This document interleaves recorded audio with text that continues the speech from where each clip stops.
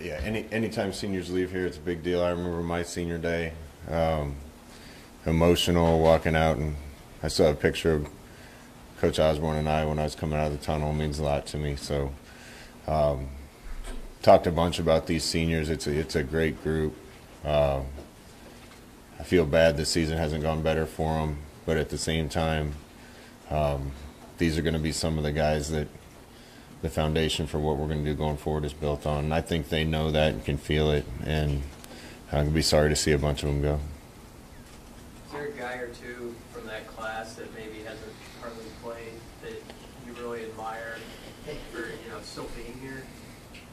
Well, all the guys really, Devine I keep talking about, but, nobody, including probably coaches, thought he was going to have the year that he's had, and he just stuck with it and kept getting better and kept getting better, and has had an unbelievable year. Mick's such a fighter, playing through everything that he's playing through and still being a leader and being there for the team. Right down to some of the walk-ons that are still here and fighting and battling. It's a pretty good group, and it's been a great group for us from a leadership standpoint. Hey, Scott, Stanley Morgan talked to the media today. How would you characterize him as a leader? What have you seen him as a leader?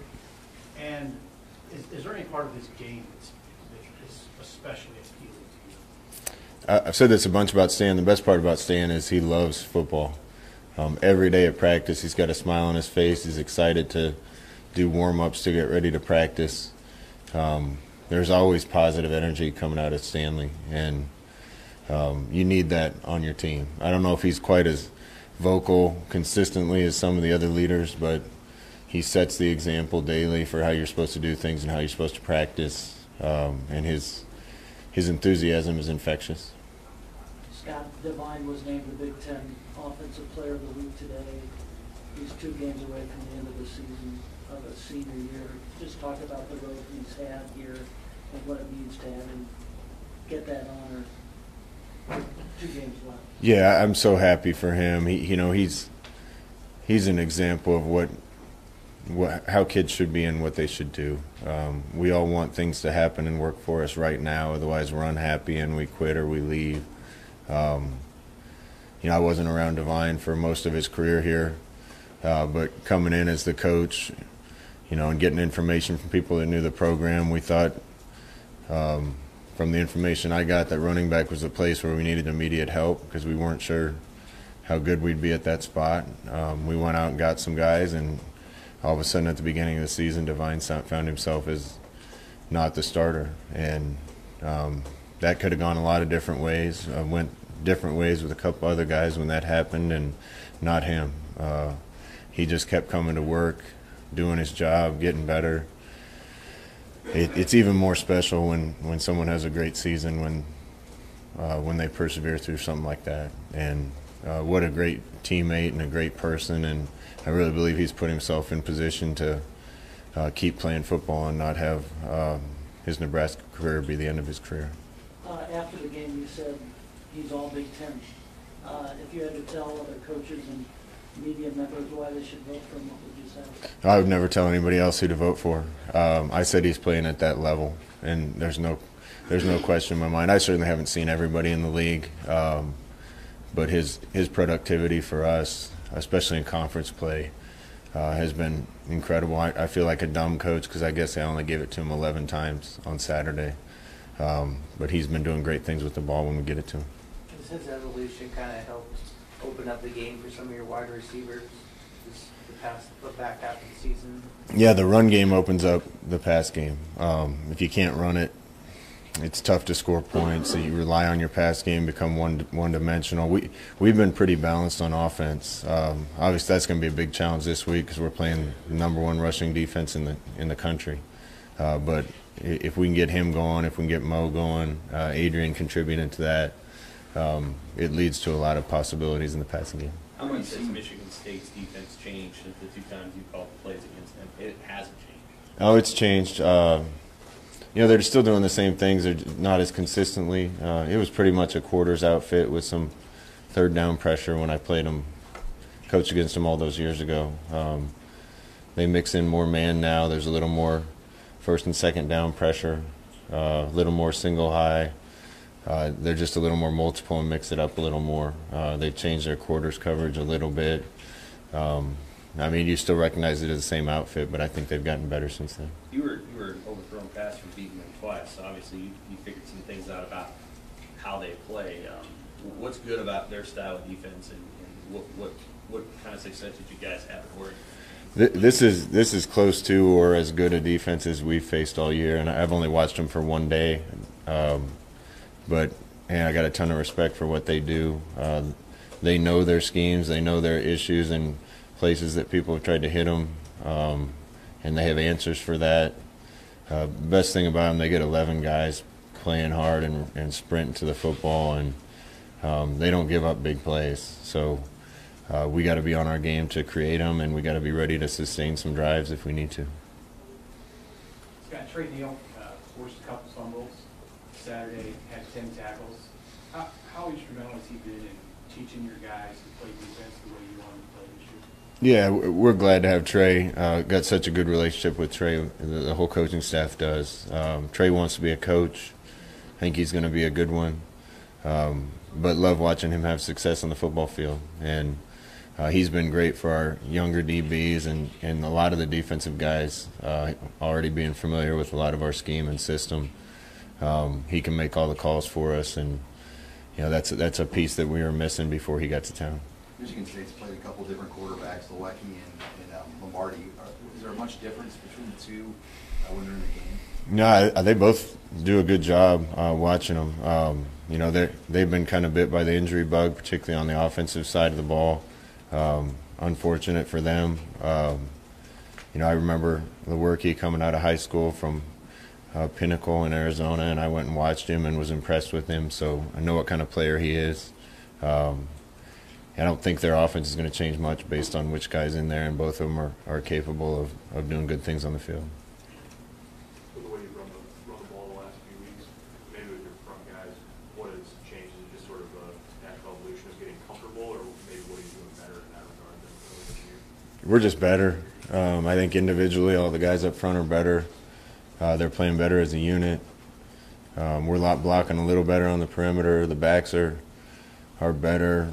Guys understand the schemes and what we're trying to get done at a higher level now. So it's all just kind of coming together. I think offensively it's been a steady progression and improvement all year long, and we got our work cut out for us this week to make it look like that again, because we're playing really good defense.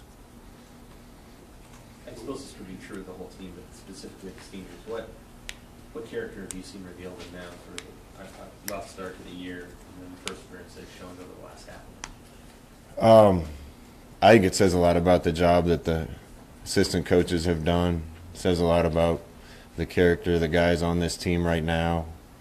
It's hard to have a season start the way we had it start and not lose the team, lose hope, lose enthusiasm. You don't see a team very often that starts off with that many bad blows being delivered to you and keep improving. And a lot of that has to do with these seniors that are leaving and the leadership that they've given, fixing a lot of the problems on the team even through those hard things, changing the expectations even through some of those hard things. And I'm proud of the fact that this group has continued to improve despite some really rough times. It says a lot about your character when you face adversity like that and make the decision to keep fighting, keep swinging, and get better. Scott, it looks like your team still has quite a bit of bounce, not really affected badly by injuries. What do you attribute to that? We've had some unfortunate ones, but those are ones going to happen. You can't control an ACL here or there. Those things are going to happen in football. But just talking to Mark Meyer, who's done a great job and deserves a lot of credit for that. We haven't had anywhere near the number of injuries that they've had in the recent past. Most of the credit goes to Mark and to Zach Duvall. When you're not as big and strong as you can be, or as big and strong as other teams, you get beat up and you get hurt. And we gained a lot of ground in that area with Zach working with guys for a year, and we've stayed healthier than most teams, and I think most of that has to do with strength and conditioning staff. You made a change last week at kickoffs. Will it be Barrett Pickering again this week, and why did you guys make that change later last week? Yeah, it'll be Barrett this week, and probably going forward. We just want the ball to go where it's supposed to go. Scott, have you had a score the last 6 times you started with the ball that started a game? Is that the longest streak you remember calling plays, or is that I don't remember before? I have no idea. But it's sure nice to start the game off with a lead. It's nice to start off offensively with success. And the first half last week, other than the last drive, was kind of a thing of beauty on offense. Those guys executed everything we asked them to. And that's a sign that the offense is figuring itself out and coming of age a little bit. That's going to be hard to do this week. You know, watching tape, I see people punting 9 straight times against this outfit. If we can score on our first drive this week, I'll be really happy.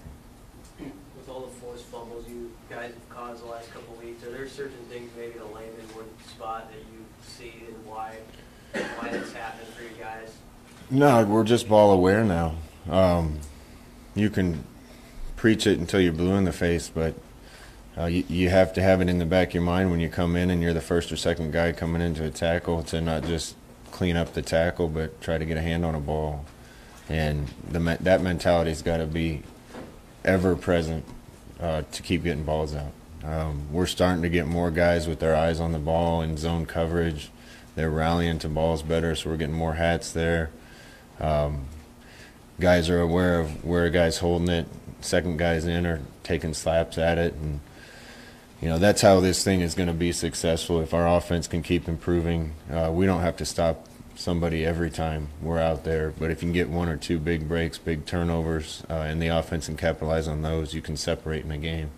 And that worked out well for us on Saturday. Without a bowl game, how big are these next 2 weeks just to kind of build for the momentum that you want for the program? I think everybody can feel the momentum. Even in the program, I talked about it after the game, but just listening to Mick talk to the team was inspiring to me. And he made it clear where he thought everything was going, and how much better it's getting, how much better it's going to get. I said at the beginning of the season we wanted to get better day by day, and I think we've done that. I wish it would have led to better results this year, but those results are going to come. And just like I wasn't going to measure the success of this season based on win-loss record, I won't measure the end of the season based on the last 2. We're going to fight our tails off and try to win them against a couple good teams.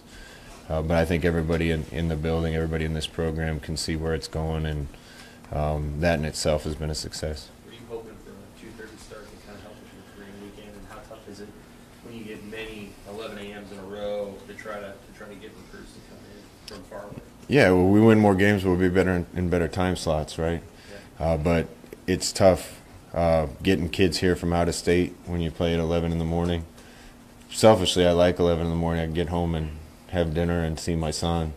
But from a recruiting standpoint, we're going to be able to get most of the guys in this week. There's a couple, I think, that'll probably show up after the game started. How active do you want to be in the next month in recruiting your college players, and how you signed a lot last year? It looks like you guys are pursuing a lot. How important is it to try to land some of those guys, and how active do you want to be? You know, I think long term, hopefully we have the thing built from the ground up the right way, that there's probably only 1 or 2 spots that we're going to need immediate help. That wasn't the situation we walked into last year, so we went out and found the best we could for our team. Some of those situations still exist this year, so if we feel like we need an older guy to help, we're going to go look. But at the end of the day, we're going to evaluate everybody based on how much we think they can help this football team. And if that's 18-year-old, great. If it's a 20-year-old, great. We just have to make sure we get the right kids, not just on the field but off. Do you think it's going to be like a 25-guy class or bigger? Could end up being bigger than 25. Another question, Coach? Scott, these 11 a.m. games with being a morning team, has that benefited you guys, do you think, quite a bit? Or? Yeah, we practice in the morning. I suppose that helps us a little bit. Guys are used to being out there between 8 and 9 and being ready to go and practice. So the early kickoff certainly doesn't affect them from that standpoint. You know, we kind of just roll the balls out there, put them through a quick stretch, and we're ready to play. So I've never been a morning person until we started practicing in the morning, and even I've turned into one. So I think most of our team has at this point.